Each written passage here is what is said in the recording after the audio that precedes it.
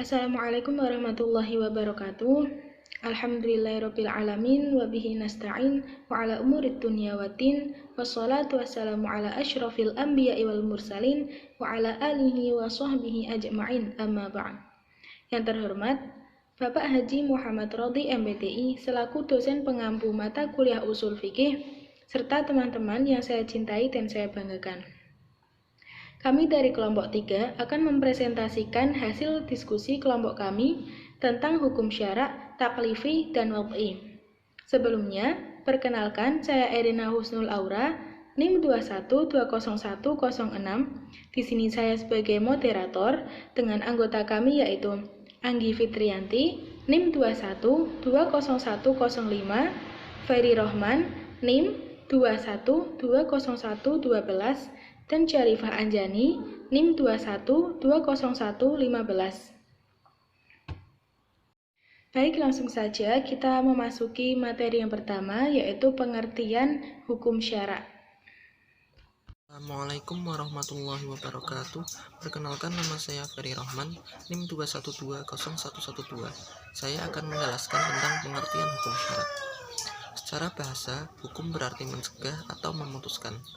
Sedangkan menurut terminologi, hukum adalah kitab atau doktrin syarak Allah yang bersangkutan dengan perbuatan orang yang sudah mukallaf.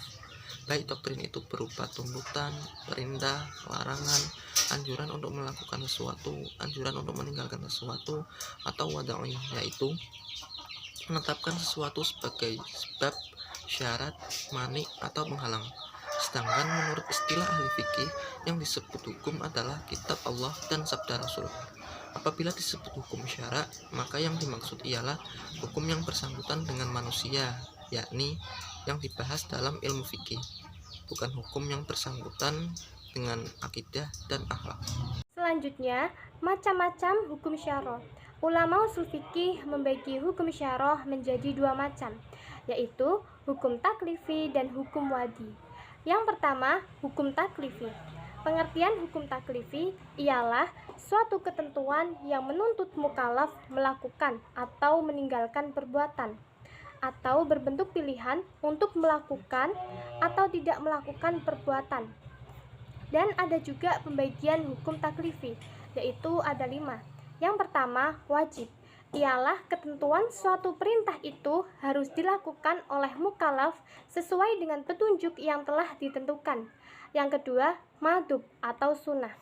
Ialah perintah yang datang dari Allah Subhanahu wa Ta'ala untuk dilakukan oleh mukallaf secara tidak tegas. Yang ketiga, haram. Secara bahasa berarti sesuatu yang lebih banyak kerusakannya dan sesuatu yang dilarang. Keempat, makruh. Ialah berasal dari kata kariha, yaitu sesuatu yang tidak disenangi, dibenci, atau sesuatu yang dijauhi. Yang kelima, mubah. Ialah suatu perbuatan yang diberi kemungkinan kepada mukallaf antara memperbuat dan meninggalkan. 2. Hukum wad'i. Pengertian hukum wad'i. Hukum wad'i adalah hukum yang memiliki tujuan untuk menjadikan suatu hal menjadi sebab atau menjadi syarat atau penghalang atas adanya suatu hukum. B. Pembagian hukum wad'i. 1. Sebab didefinisikan sebagai suatu yang dijadikan syariat sebagai tanda bagi adanya hukum, dan tidak adanya sebab sebagai tanda bagi tidak adanya hukum. 2. Syarat. Menurut para ulama, mendefinisikan ialah sesuatu yang tergantung kepadanya adanya hukum, lazim dengan tidak ada hukum, tetapi tidaklah lazim dengan adanya ada hukum. 3. Manik atau penghalang adalah sesuatu yang ditetapkan syarak sebagai penghalang bagi adanya hukum atau berfungsinya sebab atau batalnya hukum. 4. Rukhsah dan azimah.